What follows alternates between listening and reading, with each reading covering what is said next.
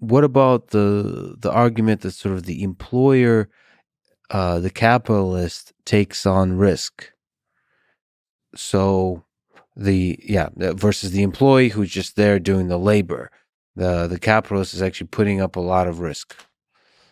What's are they not, in sort of aggregating this organization and taking this giant effort, hiring a lot of people, aren't they taking on risk that this is going to be a giant failure? So first of all, there's risk almost in everything you undertake. Any project that begins now and ends in the future takes a risk that between now and that future, something's going to happen that makes it not work out. I mean, I got into a cab before I came here today in order to do this with you. Yes. I took a risk. The cab could have been in an accident. The lightning could have hit us. A bear could have eaten my left foot. Who the hell knows? But shouldn't I reward you for the risk you took? No, hold it a second. Let's do this step by step. Sure. So everybody's taking a risk. I always found it wonderful. You talk about risk, and then you imagine it's only some of us who take a risk. Let's go with the worker with the capitalist. Mm-hmm. That worker, he moved his family from Michigan to Pennsylvania to take that job. He made a decision to have children. They are teenagers. They're now in school at a time when their friendships are crucial to their development. You're going to yank him out of the school because his job is gone? He took an enormous risk to do that job every day, to forestall all the other things he could have done. He was taking a risk that this job would be here tomorrow, next month, next year. He bought a house, which Americans only do with mortgages, which means he's now stuck. He has to make a monthly payment. If you make a mistake, you capitalist, he's the one who's you're a capitalist. You got a lot of money. Otherwise, you wouldn't be in that position. You've got a cushion. He doesn't. If you investigate, you'll see that in every business I've ever been in, and I've been involved in a lot of them. So you think it's possible to actually measure risk, or is your basic argument is there's risk involved in a lot of both the working class and the bourgeoisie, the capitalists? Right. That's right. And it's very difficult. The worker would never come and say, because he's been taught right, I want this payment, a wage, for the work I do. And I want this payment for the risk I take. Well, there's some level of communication like that. You have acknowledgement of dangerous jobs, but that's probably built into the salary, all those kinds of things. You understand, but you're not incorporating the full spectrum of risk. You don't believe that. This country is now being literally transformed from below by an army of workers who work at Amazon, fast food joints. You know what their complaint is? It's killing us. We get paid shit, and it's killing us. There is no relationship, except in the minds of the defenders of capitalism, between the ugliness, the difficulty, the danger of labor on the one hand, and the wage. Let me give you just a couple of examples, because this is my job, this is my life, what I do.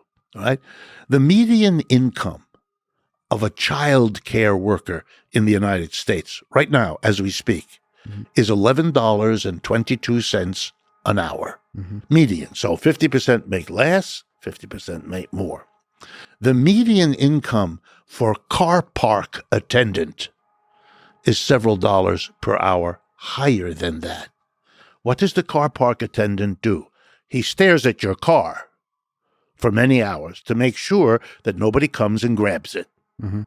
Maybe he parks it and he moves it around to get it in and out.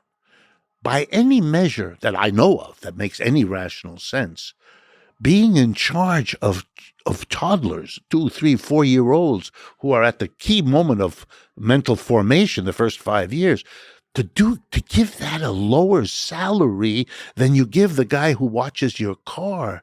Come on, I know how to explain it. Gender explained, all kinds of issues. The car park people are males, and the child care people are females, and that in our culture is a very big marker of what.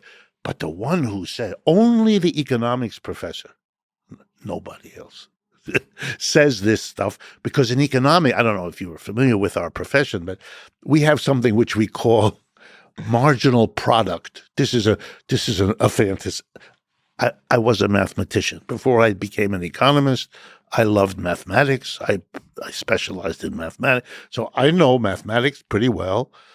What economists do is silly, is childish, but they think it's mathematics. It's very sophisticated. It isn't. But think for a minute what it means to suggest that you can identify the marginal product of a factor of production, like a worker. In the textbook, when it's taught, I've taught this stuff. Mm-hmm. I hold my nose, but I teach it. Then I explain to students what I've just taught you is horse shit, but I teach it. What is the marginal product, if it might be useful to say? The notion is, if you take away one worker right now from the pile, what will be the diminution of the output? That's the marginal product of that worker. Measured by? The amount of the output that diminishes. Output of the raw product, of the product. Usually in real terms, so physical, not the value. You could do a value, but it's really more the physical you're after. I mean, there is a transformation thing I'd love to talk to you about value. It's so interesting. Yes, what is value? I'd be glad to talk to you about value and price and all of that. But I just want to get to the Hegel, who was Marx's teacher, has a famous line: "You can't step in the same river twice." And the argument is, you and the river have changed between the first and the second time. So it's a different you and it's a different river. You can choose not to pay attention to that. Just, you can't claim you're not doing that.